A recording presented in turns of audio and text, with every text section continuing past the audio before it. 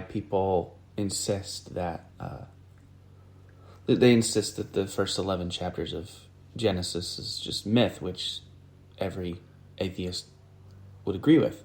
Right. It's like, yeah, clearly. But there's a benefit, actually, theologically, in reading it that way. And I grant people room to read the first 11 chapters of Genesis as myth, but believe that it's also history. I grant them that space. C.S. Lewis true myth? Yeah, like that's... I can compartmentalize those two debates. But I think that if you're spending all your time, like it seems Ken Ham is, maybe I'm not being gracious, but if you're spending all your time trying to justify why the first 11 chapters of Genesis is history, I think you miss the point. Yeah, and it's not just him. Like, yeah, Hovell and a few other. Yeah. What's really interesting is when they disagree with each other and they're like yelling. It's like, yeah, the kangaroos didn't make it to Australia on rafts. It was rowboats. I don't know what they're debating about, but I'll send you some links. I mean, it from a sociological standpoint, it's absolutely fascinating. Like, you guys are like undermining each other instead of just being like, let's. Yeah. Right. You're on the same team. But so like if you pretend or not, either way, but if you pretend that the first 11 chapters of Genesis are like Homer, and you read it the same way that you would read the Odyssey or the Iliad, but it's the Hebrew, say it's the Hebrew Iliad, or you read it that way, the insights you get into human nature, what evil is, not its origin necessarily, but how it comes about in all of us, what, the serpent being that symbol of temptation, not necessarily like, just take the literalness out of it. It ends up being some really interesting explanations about human nature if you don't care about the question of origin. And I don't know. I think we're free to question, even as Christians, even as theists, even as Hebrews, whatever, or Jews and who follow Judaism, whether or not even the first 11 chapters of Genesis care about the question of origin. You want to unpack that a little? I guess I just tried. Yeah. Well, so I guess a myth would be like, I'm going to tell you an origin story, but what I'm really talking about is how things are. Sure. So what you're saying is the people are looking out at the world. They're like, they're suffering. I don't want to suffer. I don't want other people to suffer, but I can't stop that. Why are people suffering? Mm-hmm. And they're looking backward and they're saying, here's a narrative. Okay, there must have been a time where no one suffered, and then something happened. Right, at least in the explanation, the Judeo-Christian explanation is like suffering wasn't the plan, right? Like because you're looking out and you're saying God's good, but there's suffering, and I think what you're saying is if it's true myth, like the idea is like that wasn't plan A, like that's not how it's supposed to be. And like here's an ideal version, and then in the cross and in the future at the second coming, God's like I'm gonna make it how it is. How it was supposed to be, and you guys don't get a chance. I'm actually saying, imagine that it doesn't need to be true. Imagine that it's just a myth. The same way that you do Homer. We don't read the Odyssey and go this, or the Iliad and go, this is what happened. Right? So imagine, just set it aside. I'm not saying stop believing in the historicity. That's me being generous. Mm-hmm. So just read it as if, just for a thought experiment. And then ask yourself, the same way that you would if you were reading a Homeric poem. You don't ask questions like, what does this say about Greek history? You ask questions like, what does this say about human nature? What does this say about Greek culture? So with the Bible, you'd say, what does it say about human nature? What does it say about the nature of evil? What does it say about Hebrew culture? What does it say about ancient Near Eastern culture? Those would be the kinds of questions you would find yourself asking if you weren't burdened with it being historical. And I think if you do that thought experiment, what you will find is a philosophical presentation of anthropology that's as fascinating as anything that exists in the history of the world. And not a very fascinating text on biology or geology. Yeah. Or cosmology. It's not especially interesting in any of those ways.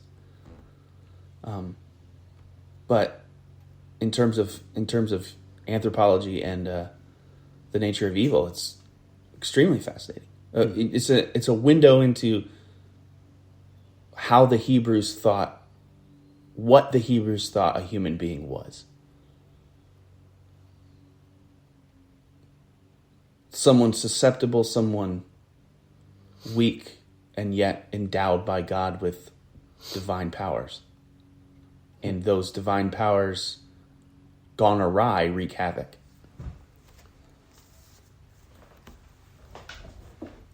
And I don't think that's the narrative as conservative Christians. I mean, I admit that's not the narrative as Christian conservatives would want to construe it. Yeah. But I don't know that I need a pre-utopia /fall /redemption at the end in order for the Christian story to be beautiful to me. Yeah, lots of people just labeled you a heretic. So I guess let's grant that. At some point, the Bible presents itself as history. Maybe not the first 11, 12 chapters. But you get to Exodus, and you got Moses being like, I did this. Right? So here's where I think it gets a little more complicated, is God's like, go kill all the Amalekites. Go kill all the Canaanites. Like, burn it to the ground. Except the women who are virgins, they're yours. But smash babies' heads on rocks. And you're like, that sounds awful. Right? And what the people are saying is like, God told us to. Like, I'm totally justified in this. Which is why the Inquisition did what they did. It's in line with why the Saudi Arabians... Yeah. It's in line with why the Romans... Yeah. What you were mentioning before, yeah. Yeah. Yeah, so the Hebrews also had divine rationalization for why their culture deserved to be alive. Yeah, but I mean, I guess what I want to say is like, it seems like God's the perpetrator of evil there. Yeah. If in fact, the correct interpretation of the Old Testament is that it happened. Now, I also will grant that there are streams of Christianity that don't believe that. Because that thought also, as a quick tangent, that God said, kill all the Amalekites, all right? And then it says, and they were destroyed, and that's it. And then like 2 chapters later, they're there again, right? So now you're like, well, there's also a contradiction. So, right, there are streams of Christianity, like Catholicism, who are like, no, that's metaphor. And they say, you know why we know it's metaphor? Because 2 pages later, the Canaanites are back. So they couldn't have destroyed all of them.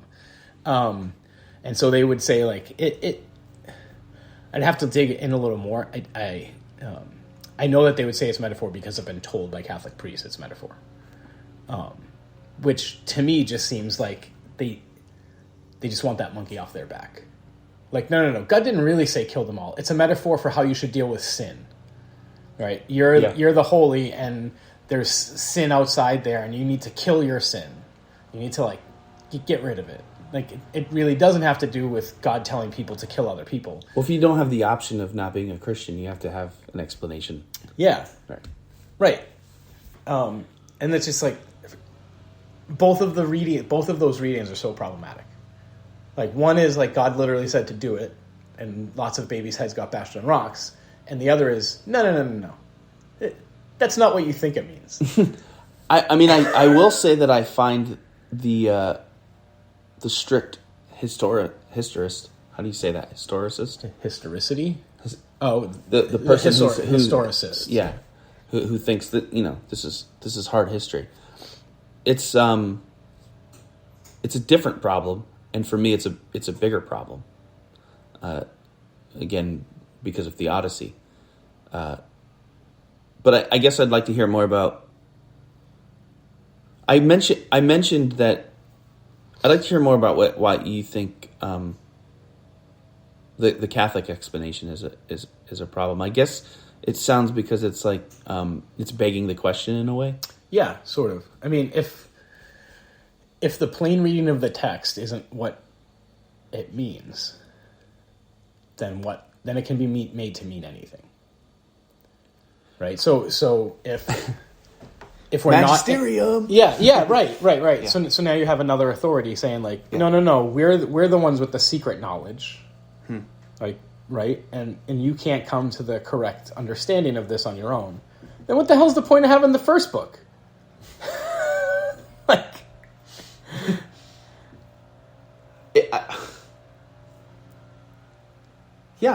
this is what we were talking about. I think in episode 2 is like when you were like, look at this verse, look at this verse, look at this verse. Yeah, we're really talking about this. This is like episode 2, part 2. Sure. Like, what is the Bible even? Yeah. And I don't know. The only thing I can say, and I don't think it's a sufficient answer, is that the ancients, the patristics, and even before the patristics, those fathers, the way they read the Bible, when you read the way they interpret things, the freedom that they felt to just go, that's about, the Amalekites is just, that's about how we should deal with sin. Something like that. The freedom that they felt is like astounding. Yeah. You realize that, these people don't live in the modern world, and they don't consider modern hermeneutics a problem for them. I think Paul does the same. It can mean anything. You say that to like a patristic, they're like, sorta, yeah. But we believe that the Spirit leads us to. They were more concerned that people who claimed that they were Christians agreed on certain meanings than they were with the capital T truth, so to speak. Or I think that's the way that we'd say it. They probably wouldn't say it that way. So like the councils were about like, okay, guys, he says it means this, he says it means that. These two things aren't contradictory. They don't logically contradict, so he can have this spiritual interpretation, he can have that spiritual interpretation, and they can coexist. But if Arius is saying that God is like this, and the rest of us are saying that God is Athanasius is saying God is like this, we need to talk about it, because those two things can't coexist. Mm-hmm. I think it's hard for evangelical Christians to accept how free ancient Christians felt to just be like, it means this because I think it means it. Yeah. I mean, and we've talked about this too, it's because modern evangelicals come from a stream of Western thought, as much as they want to deny it, that is systematic, that is rational, that is logic-based. Yep. They apply you could say they apply the Baconian scientific method to the scriptures. Yeah, I mean, and then they do that's systematic theology. Then the next turn is that the Bible is absolutely true, and so if absolute truth is framed in this scientific way, then it must disagree with whatever the natural sciences are discovering, and it continues to disagree. Yeah. More and more, and it will, until eventually people are either going to have to give up on that way of interpreting the Bible, or just make more and more latent crazy claims. Like